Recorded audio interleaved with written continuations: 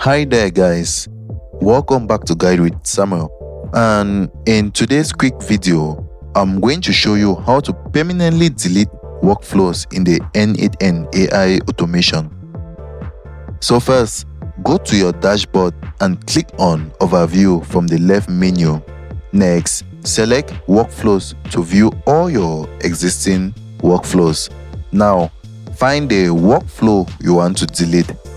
Click the three dots next to it. For example, let's delete workflow number 2. From the drop-down, click Archive. This moves the workflow to the archive section, which is the first step before deletion. Make sure you have multiple workflows in your list. If you only have one, the archive and delete option may no longer appear. So now, click the filter icon at the top right of the workflow list. Turn on Show Archive Workflow to view your archive items.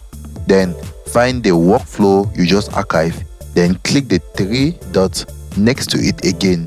Finally, select Delete to permanently remove the workflow from your account. And that's it guys. The workflow is now fully deleted.